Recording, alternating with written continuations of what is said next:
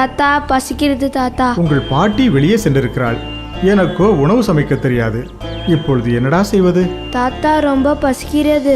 சரி, உள்ளே பழங்கள் இருக்கிறது, அதை தின்று பசியாருங்கள். எனக்கு உணவு தான் வேண்டும். பெரியவரே, குழந்தைகளுக்கு நான் உணவு சமைத்து தருகிறேன். அம்மா, நீங்கள் அதிதிகளாக வந்தவர்கள். உங்களை சிரமத்திற்கு ஆளாக்க நான் விரும்பவில்லை. ஐயா, போக்கிடம் இல்லாத எங்களுக்கு தங்க இடம் கொடுத்து ஆதரித்தீர்கள். தங்களுக்கு உதவும் பாக்கியம் கிடைத்ததை நான் சிரமமாக கருதுவேனா? இதோ நான் நொடியில் உணவு தயார் செய்கிறேன். நீங்கள் சிறிது நேரம் விளையாடுங்கள். அதற்குள் நான் உணவு தயார் செய்கிறேன்.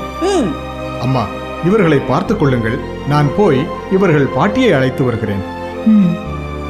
போய் விளையாடுங்கள்.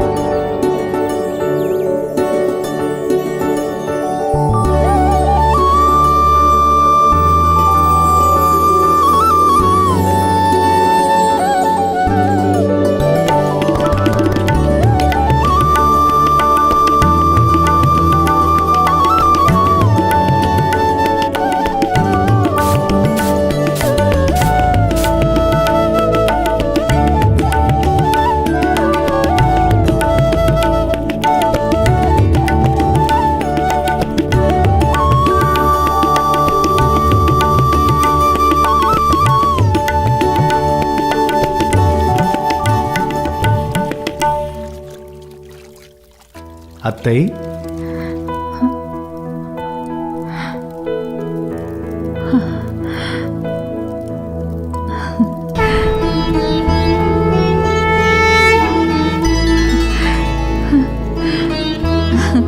கிருஷ்ணா,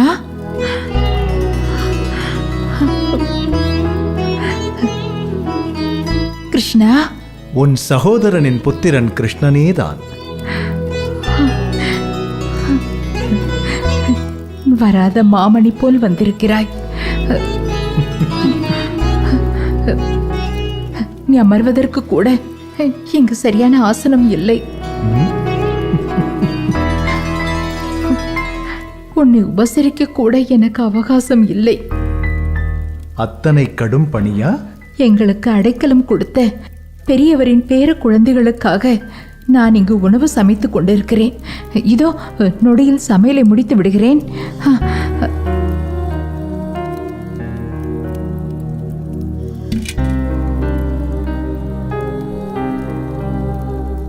என் அண்ணன் வசுதேவர் எப்படி இருக்கிறார்?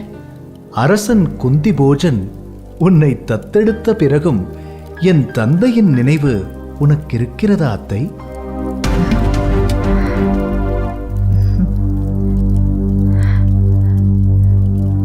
கிருஷ்ணா, நான் அரசரின் மகளாக மனைவியாக இருக்கலாம். ஆனால் என் உடன் பிறந்த சகோதரரை என்னால் எப்படி மறக்க முடியும்? தந்தை வசுதேவர் இதை அறிந்தால் மகிழ்ந்து போவார். தேவகி நலமா? என் மருமகள் சுபத்ரா எப்படி இருக்கிறாள்? யாவரும் நலம்தான் அத்தே. சுபத்ரா இப்போது பருவமங்கை. என்னது? சுபத்திரா பருவமடைந்து விட்டாளா?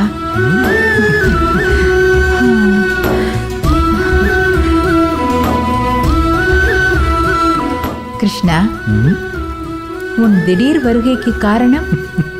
பாஞ்சால தேச சுயம்பரத்திற்கு நானும் அண்ணன் பலராமனும் வந்தோம். பலராமன் ஏன் இங்கு வரவில்லை? ஜராசந்தனும் சிசுபாலனும் எங்கள் மீது கடும் கோபத்தில் இருந்தார்கள். ஆகவே அவர்கள் போர் தொடுத்தாலும் தொடுக்கலாம் என்ற எண்ணத்தில் நாட்டை காக்க விரைந்து விட்டார். கிருஷ்ணா, யசோதை எப்படி இருக்கிறாள்? நலம்தான். அத்தையை காண ஓடோடி வந்திருக்கிறேன். உன் மருமகனுக்கு ஒரு வாய் தண்ணீர் தரமாட்டாயா? இதோ.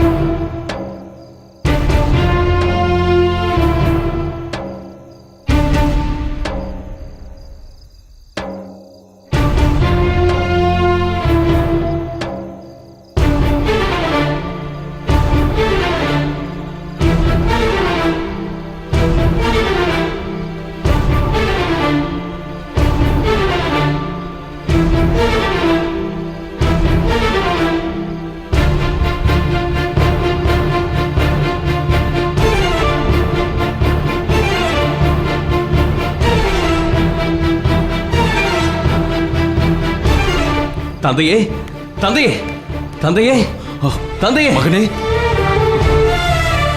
தந்தையே. திருஷ்டத்யும்னா, ஏன் இவ்வளவு பதற்றத்தோடு வருகிறாய்? என்ன நடந்தது? என் புத்திரி திரௌபதி எங்கே இருக்கிறாள்? அவளுக்கு என்னவாயிற்று? நீங்கள் நினைப்பது போல் பதட்டப்படுவதற்கு ஒன்றுமில்லை. திரௌபதி நலமாகவே இருக்கிறாள். அவள் தனது லட்சியத்தை எட்டிவிட்டாள். மகனே, சொல்வதை விளங்கச் சொல். பதற்றத்தில் என் இதயமே வெடித்து விடும் போல் இருக்கிறது. அரசே, சற்று ஆசுவாசமாக இருங்கள்.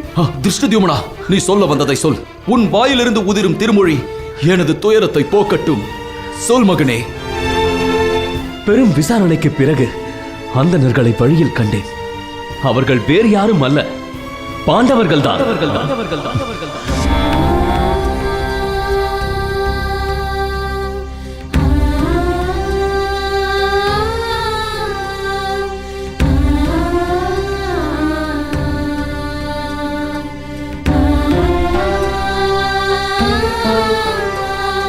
திருஷ்டத்யும்னா, நீ கூறுவது உண்மைதானா?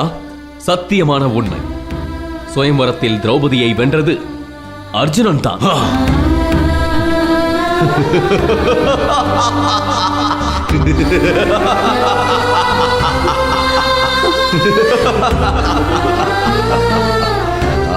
எங்கே எங்கே மறுபடியும் கூறு. என் காதுகளில் தேனை ஊற்றுவதை போல் இருக்கும் அந்த இனிமையான வார்த்தைகளை திரும்பவும் ஒரு முறை கூறு. உலகில் மிகச் சிறந்த வில்லாளி என்ற பெயர் எடுத்த அர்ஜுனனுக்குத்தான் நம் திரௌபதி மாலையிட்டிருக்கிறார்.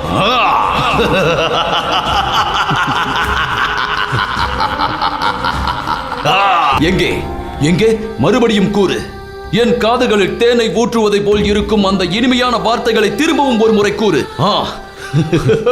உலகில் மிகச் சிறந்த வில்லாளி என்ற பெயர் எடுத்த அர்ஜுனனுக்குத்தான் நம் திரௌபதி மாலையிட்டிருக்கிறார்.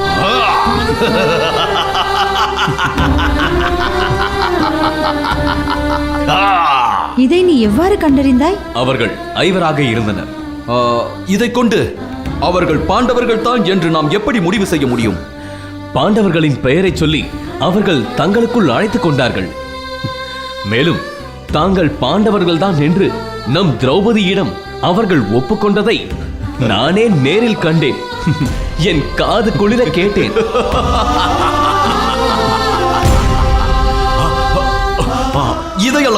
இதையல்லவா நீ முதலில் கூறியிருக்க வேண்டும். இன்றுதான் எனது வாழ்நாளின் லட்சியம் ஈடேறியது. இந்த நாளுக்காகத்தானே நான் இத்தனை நாளாக காத்துக் கொண்டிருந்தேன். மகனே திருஷ்டத்யும்னா, வா வா.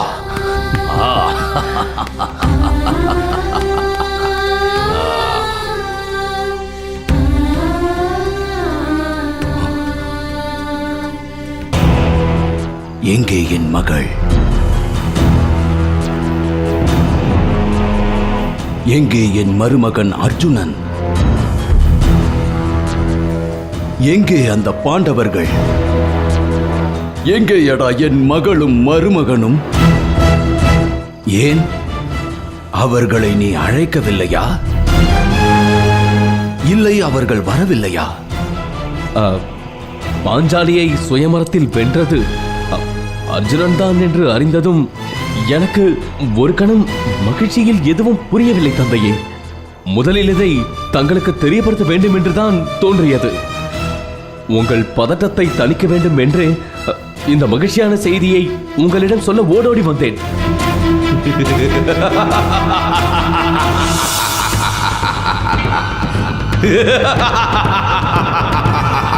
இருண்டு கிடக்கும் இந்த பாஞ்சால தேசமே ஒளி வெள்ளத்தால் நிரம்பி வழியட்டும், நிரம்பி வழியட்டும்.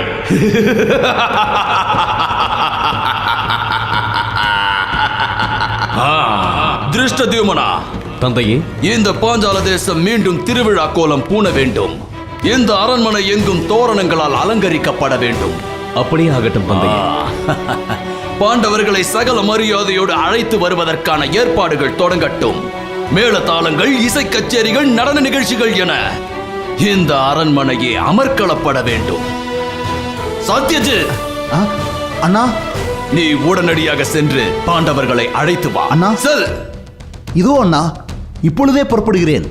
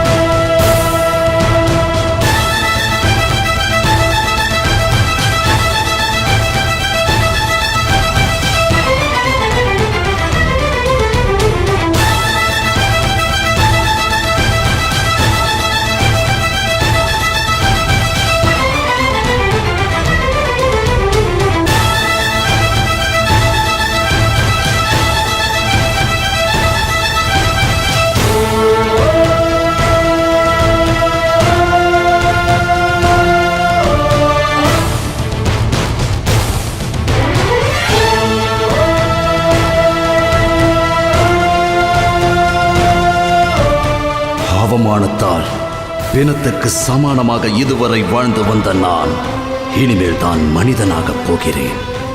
ஆம் அர்ஜுனா, உனக்கு இந்த கிரீடத்தை சொந்தமாக்கி உன்னை எனது சொந்தமாக்கப் போகிறேன். மித்ர சத்ரு துரோணனே, அதன் பிறகு தானாகவே அர்ஜுனன் உனக்கு எதிரியாவான்.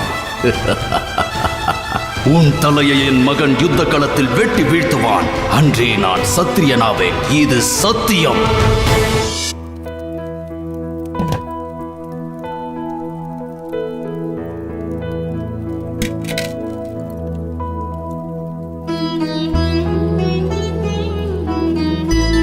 அத்தே, என் மருமகன்கள் எங்கே? அவர்கள் யாசகம் பெற சென்றிருக்கிறார்கள். பாண்டுவின் புத்திரர்களுக்கா இந்த நிலை?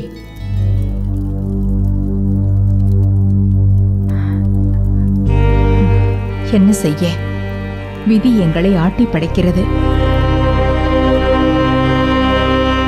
அத்தை, இந்த பழத்தை நான் எடுத்துக்கொள்ளட்டுமா? தாராளமாக எடுத்துக்கொள். பெரியவரின் பேரக் குழந்தைகள் 3 வெளியே விளையாடுகிறார்கள். இருப்பதோ 2 பழம்தான். இப்போது என்ன செய்வது? அனைவரும் பகிர்ந்து கொள்ளுங்கள்.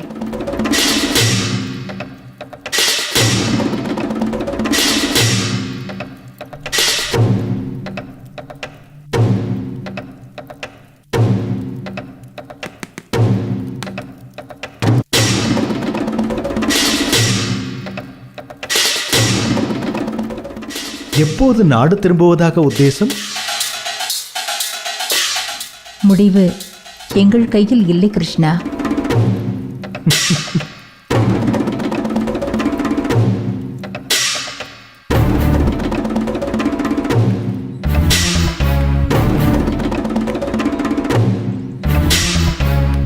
குழந்தைகளே,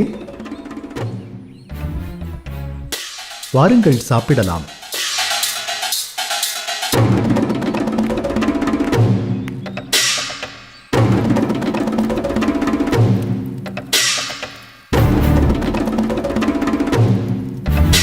அத்தே, 2 பலகாரங்கள் இருக்கின்றன.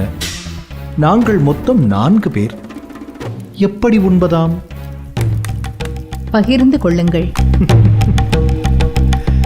வாருங்கள்.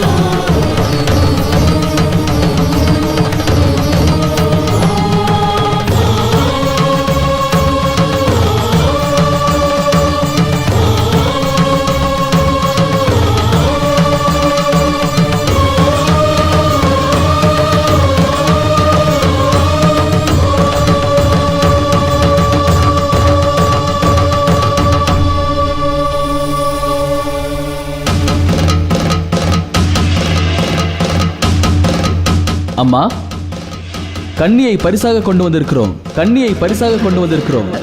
கனியை பகிர்ந்து கொள்ளுங்கள். கனியை பகிர்ந்து கொள்ளுங்கள்.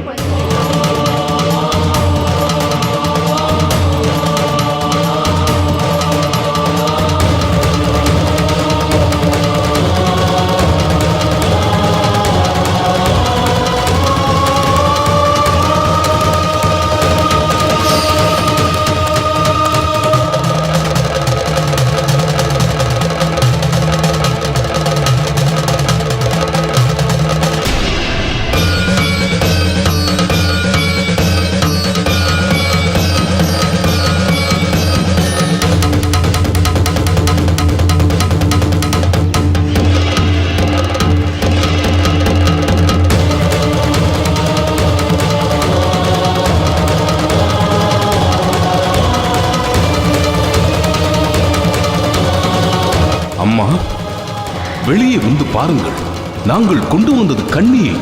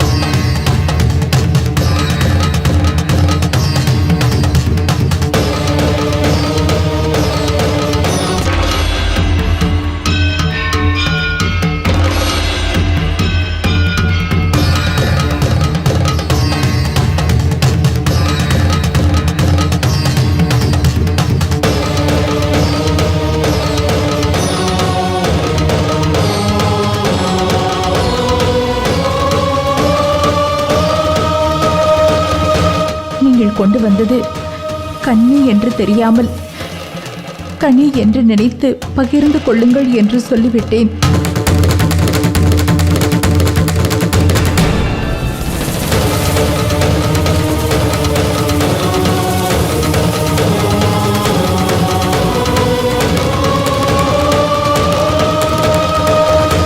நீங்கள் எக்காரணத்தை முன்னிட்டும் தாயின் வாக்கை மீற மாட்டீர்கள் என்பது எனக்கு தெரியும்.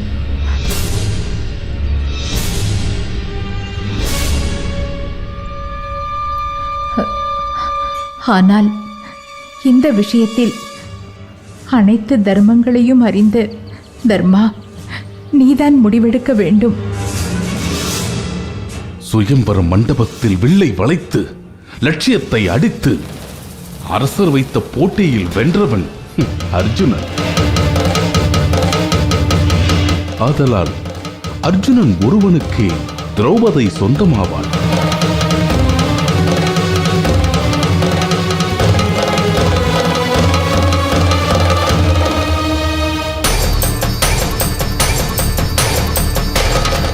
அண்ணா, மூத்தவராகிய நீங்களும் பீமண்ணாவும் இருக்க இளையவனாகிய நான் சாஸ்திர முறைப்படி திருமணம் செய்வது என்பது பாவகாரியமாகும். இது பெரியோர்களாலும் முன்னோர்களாலும் வரையறுக்கப்பட்டது. இதை அறிந்தே நம் தாயிடமிருந்து அப்படி ஒரு வார்த்தை வந்திருக்கும் என்று நான் நினைக்கிறேன்.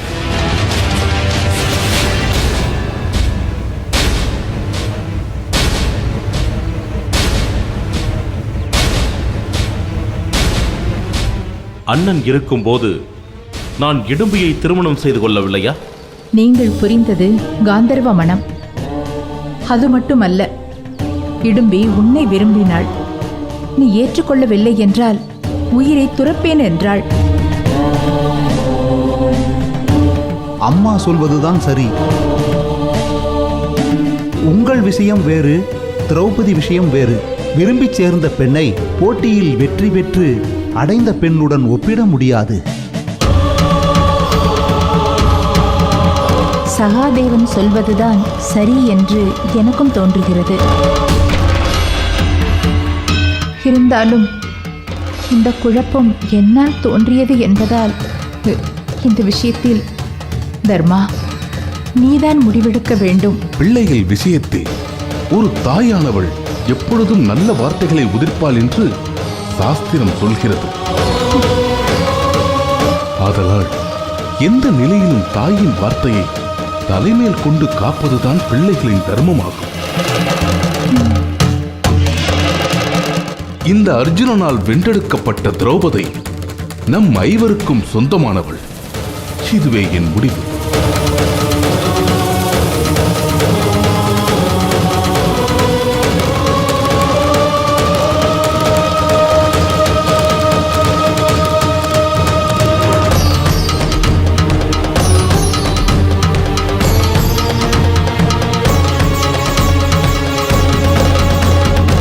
இப்படி அனைவரும் சிலை போல் அதிர்ந்து நிற்கிறீர்கள்? என்னை ஐவரும் பகிர்ந்து கொள்ளுங்கள் என்று சொன்னார்களே,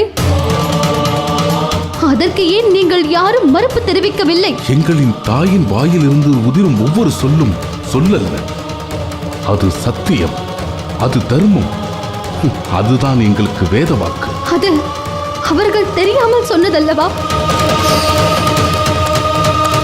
அவர்கள் தெரிந்து சொன்னார்களோ இல்லை தெரியாமல் சொன்னார்களோ எங்களுக்கு தெரியாது. அவர்கள் ஒரு முறை சொல்லிவிட்டால் அதை எங்களால் மாற்ற இயலாது.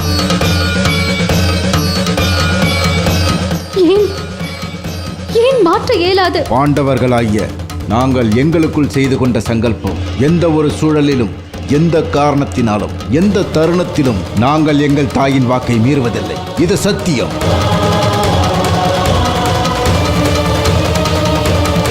எங்கள் தாயின் வாக்கு எங்கள் உயிருக்கும் மேலானது.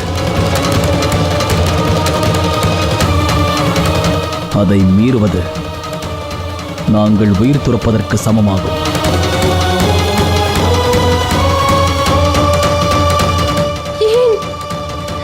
ஏன் இப்படி ஒரு சங்கல்பம் கொண்டீர்கள்? நாங்கள் காட்டிலே தந்தையை பறிகொடுத்தோம். யாருமற்ற அனாதைகளாக நாங்கள் அத்தினாபுரத்தின் அரண்மனை வாயிலில் நின்றோம். அன்று எங்களில் ஒற்றுமையே எங்களுக்கு பலமாக இருந்தது.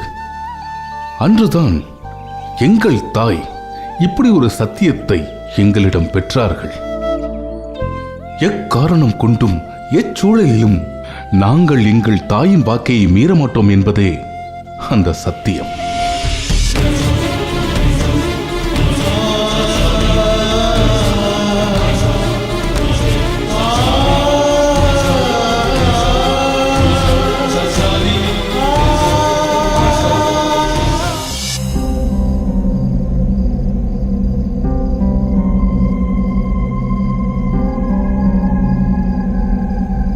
பாஞ்சால நாடு இனி அத்தினாபுரத்தின் நட்பு நாடாகிவிட்டது. இந்த பாரத வருஷத்திலேயே மிகப்பெரிய சாம்ராஜ்யம் இந்த அத்தினாபுரம் தான். மணமகளாக வரும் திரௌபதிக்கு மிகப்பெரிய வரவேற்பு நடத்த வேண்டும். இந்த நிகழ்வு சரித்திரத்தில் என்றும் நீங்காத நிகழ்வாக இருக்க வேண்டும். திரௌபதியை மணமுடிக்கும் துரியோதனனுக்கு உடனடியாக பட்டாபிஷேகம் செய்து இந்த அத்தினாபுரத்தை பரிசாக தர வேண்டும். அப்படியே ஆகட்டும் அரசே. அத்தினாபுர சக்கரவர்த்திக்கு வணக்கங்கள். அடியேன் பாஞ்சால தேசத்திலிருந்து தூதுவன் வந்திருக்கிறேன். தூதுவனா? பாஞ்சால தேசத்தில் இருந்தா? என் மகன் துரியோதனன் சுயம்வரத்தில் வெற்றி பெற்று விட்டான் தானே? அரசர் என்னை மன்னிக்க வேண்டும்.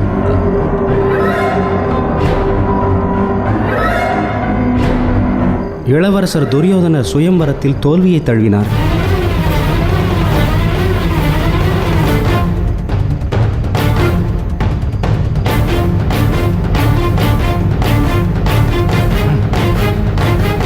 என்ன சொன்னாய்?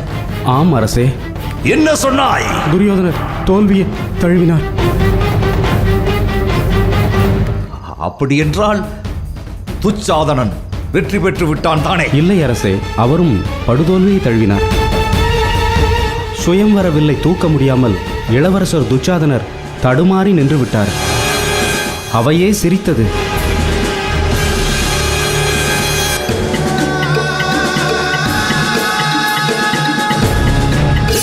ஐயோ அரசே!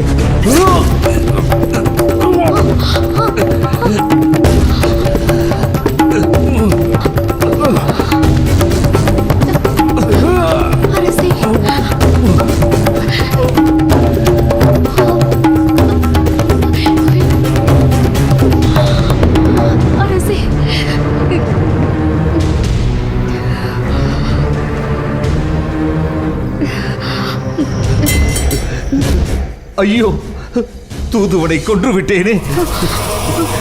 இது சத்திரிய தர்மத்திற்கு எதிரானதே. காலம் என்னை தூற்றுமே. ஐயோ, நான் என்ன செய்வேன்? ஐயோ.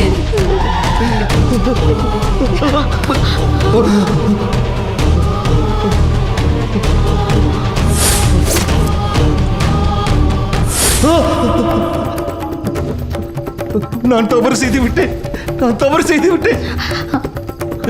அரசே, அரசே, தங்களுக்கு என்னவானது? ஏன் உங்கள் குரலில் இத்தனை பதற்றம்? நான் தூதுவனை கொன்று விட்டேன். இந்த பாவம் என்னை 7 ஜென்மத்திற்கு பீடிக்குமே. அரசே, இது நமது அந்தப்புரம். இங்கு நீங்களும் நானும் மட்டும்தான் தனித்திருக்கிறோம். நான் தூதுவனை கொன்றது உண்மையா? அரசே, என்ன சொல்கிறீர்கள்? ஏதேனும் கனவு கண்டீர்களா?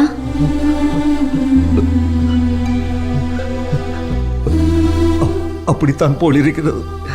அரசே, நிம்மதியாக துயில் கொள்ளுங்கள். பதற்றத்தை தவறுங்கள். உறங்குங்கள்.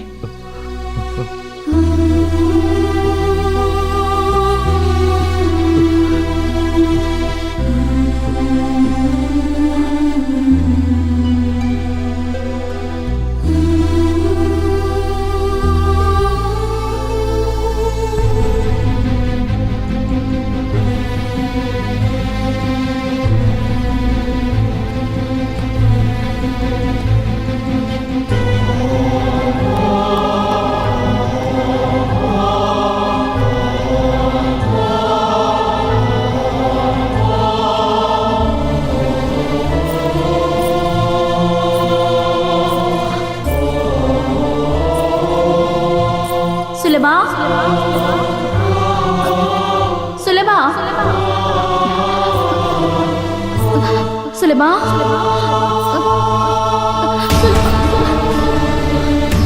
சுலபா, சுலபா, மகாராணி, மகாராணி, மகாராணி, என்னவாயிற்று? எழுந்திருங்கள். பார்த்து, மெதுவாக பார்த்து. மகாராணி, தங்களின் அகால வருகை என்னை அதிர வைக்கிறது. அதுவும் தனியாக வந்துள்ளீர்களே. சுலபா, என்னை விதுரனிடம் அழைத்து செல்வாயா? சரி, வாருங்கள். பார்த்து.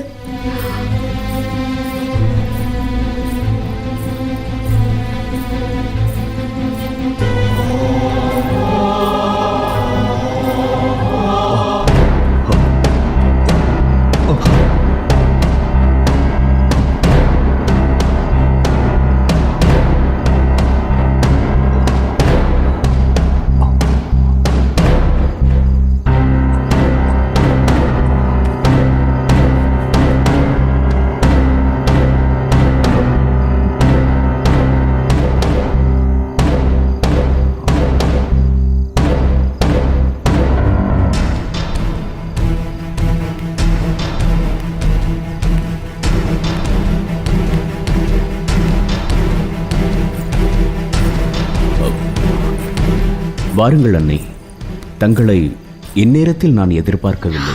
விதுரா, அரசர் படும் பாட்டை என்னால் சகிக்க முடியவில்லை. சுயம்வரத்தின் முடிவுதான் என்ன, அதை தெரிந்து கொள்ளவே நான் இங்கு வந்தேன். அன்னை, நிச்சயம் நமக்கு வெற்றியே கிட்டும். விதுரா, விதுரா, விதுரா, விதுரா, விதுரா, விதுரா. விதுரா, அரசர் படும் பாட்டை என்னால் சகிக்க முடியவில்லை. சுயம்வரத்தின் முடிவுதான் என்ன, அதை தெரிந்து கொள்ளவே நான் இங்கு வந்தேன். அன்னை, நிச்சயம் நமக்கு வெற்றியே கிட்டும். விதுரா, விதுரா, விதுரா, விதுரா, விதுரா. அண்ணா, தாங்களும் வந்து விட்டீர்களா? வாருங்கள்.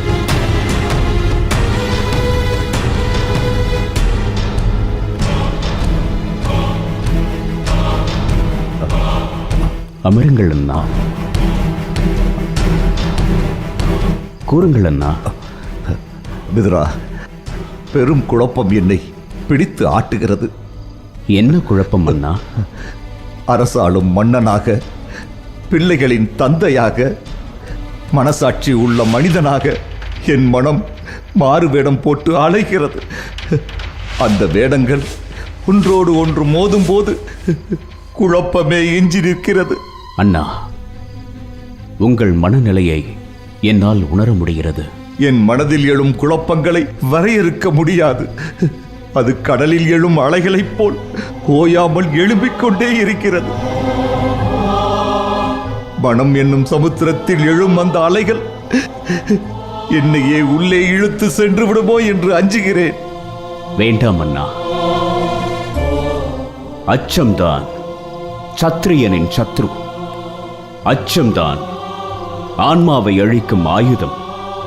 அச்சம்தான் அழிவின் ஆரம்ப புள்ளி. ஆகவே அச்சத்தை தாங்கள் தவிர்க்க வேண்டும். இதை நான் சொல்லி நீங்கள் அறிய வேண்டியதில்லை. முடியவில்லையே விதுரா.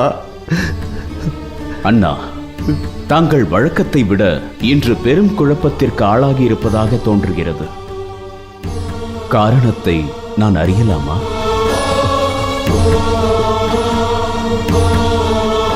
சுயம்வரத்திற்கு சென்ற நம் புத்திரர்கள் வென்றார்களா? வெற்றியோடு திரும்பி வருவார்களா?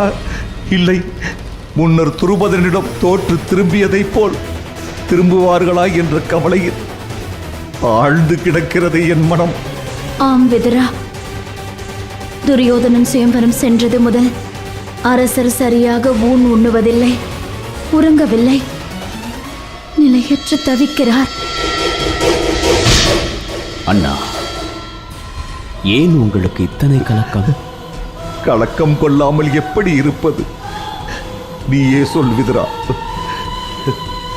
துருபதனின் புத்திரி திரௌபதி இந்த அத்தினாபுரத்தின் மருமகளாக வருவாள் அல்லவா? நிச்சயம் வருவாள் அரசே. இந்த இந்த ஒரு வார்த்தை போதும் விதுரா, நான் நிம்மதியாக உறங்குவேன்.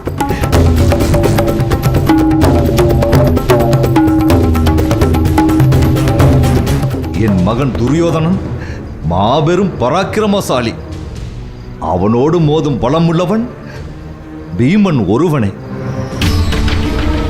அவனும் இப்போது உயிரோடும் இல்லை. மேலும் வில்வித்தையில் நிகரற்ற அங்கமன்னன் கர்ணன் இருக்கிறான். வாழ்வீச்சில் துச்சாதனன். இவர்கள் இருக்க நிச்சயம் அவர்கள் திரௌபதியோடுதான் வருவார்கள். விதுரா, திரௌபதி அத்தினாபுரத்தின் மருமகளாக வருவாள் அல்லவா? நிச்சயம் வருவாள் அண்ணா, அதில் உங்களுக்கு எந்த சந்தேகமும் வேண்டாம். இப்போதுதான் என் மனம் நிம்மதி அடைகிறது. துரியோதனன் நாடு திரும்பியதும் அவனுக்கு திருமணம் செய்ய வேண்டும். ஆம், திருமணம் செய்த கையோடு அவனுக்கு பட்டாபிஷேகம் செய்ய வேண்டும். நான் சொல்வது சரிதானே விதுரா? சரிதான் அண்ணா. காந்தாரி, இன்று நான் நிம்மதியாக உறங்குவேன். விதுரா, நான் வருகிறேன். வாருங்கள்.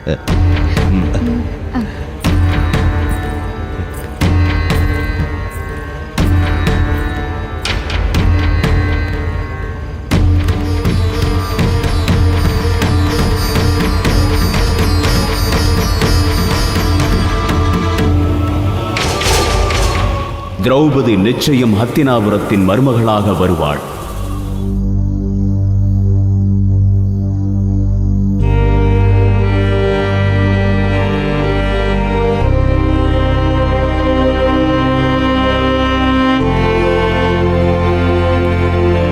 அத்தை, கிருஷ்ணா, ஏன் இந்த விபரீத விளையாட்டு?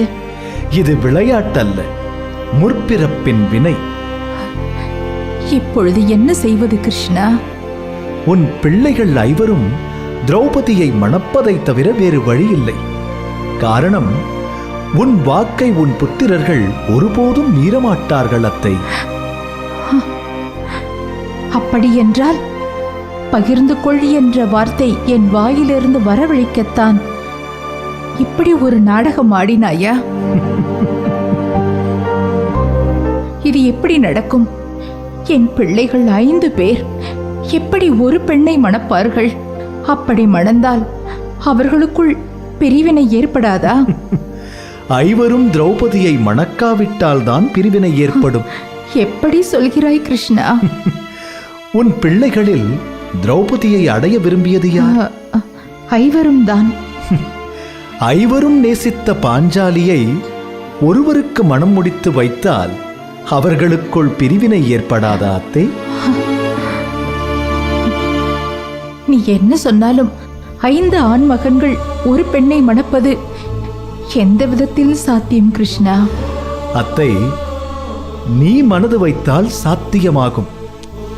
இந்த சாத்தியம் பின்னால் சரித்திரமாக உருமாறும். கிருஷ்ணா, ஆனாலும் அத்தை, இது அரசியல். இந்த அரசியல் சதுரங்கத்தை நீ வெற்றிகரமாக ஆட வேண்டும் என்றால் இப்போது திடமாக ஒரு முடிவெடுக்கத்தான் வேண்டும். நீயும் ஒரு பெண்தானே என்று என்னிடம் திரௌபதி கேட்டால் நான் என்ன பதில் சொல்வேன்?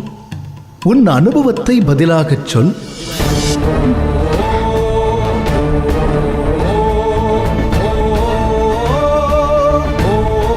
நீ கற்ற அரசியல் பாடத்தை பதிலாகச் சொல்.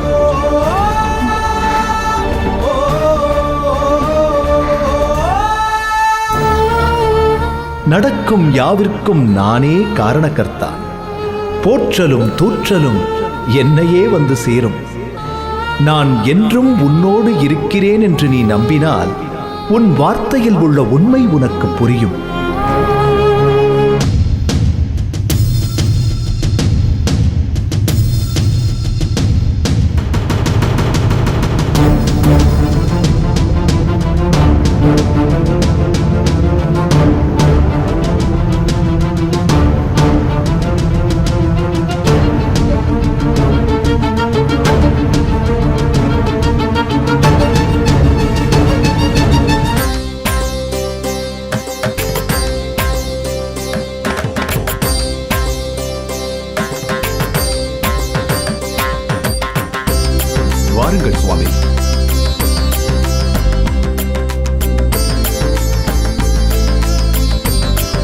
வாருங்கள் வாருங்கள் சுவாமி.